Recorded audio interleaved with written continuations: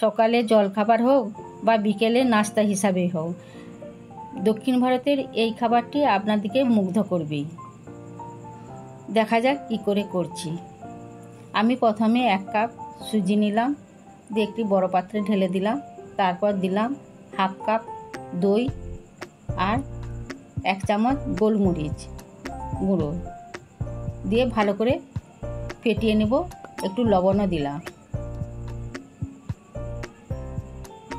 এরপর আমি জল দিয়ে একটা বেটার বানিয়ে নেব। প্রথম থেকে শেষ পর্যন্ত ভিডিওটি দেখার জন্য অনুরোধ রইল। আমার বেটারটা প্রায় রেডি। এবার এই ব্যাটারটাকে আধ ঘন্টা ঢাকা দিয়ে রেস্টে রেখে দিলাম। এদিকে আমি একটা চাটনি বানিয়ে নেব। তার জন্য কড়াইতে তেল দিলাম, দিয়ে 2টো শুকনো লঙ্কা দিলাম, গোটা জিরে দিলাম, তারপর 1 মুঠো ছোলার ডাল দিলাম।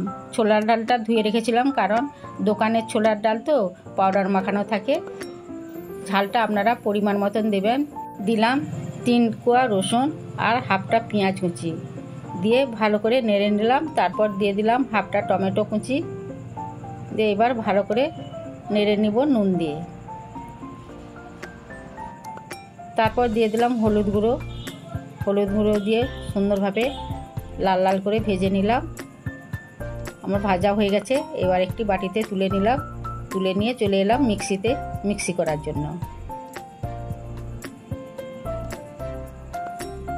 একটু জল দিলাম, জল দিয়ে এবার মিক্সিটা করে নিলাম।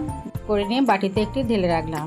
আবার আমি কড়াইতে চলে এলাম। কড়াইতে দিলাম কালো সর্ষে ফোড়ন আর কারি পাতা দিয়ে ভালো করে ভেজে নিলাম। ভেজে নিয়ে আমি চাটনির ওপর দিয়ে দিলাম। ব্যাস রেডি আমার ঝাল ঝাল চাটনি। এদিকে আমার আধ ঘন্টা হয়ে গেছে। বেটারটা খুলে দেখলাম সুজি তো জলটা টেনে নিয়েছে। তার জন্য আমি আবার একটু জল দিয়ে ভালো করে বেটারটা তৈরি করে নেব। দিয়ে দিলাম পেঁয়াজ কুচি, টমেটো কুচি, গ্রেট করা গাজর, গ্রেট করা আলু আর কাঁচা লঙ্কা কুচি, ধনেপাতা কুচি দিয়ে ভালো করে মাখিয়ে নেব। একটু দিলাম আদাও বাটা। তারপর আমি জল অ্যাড করছি। একটু একটু করে জল দিয়ে আমি বেটারটা তৈরি করে নেব।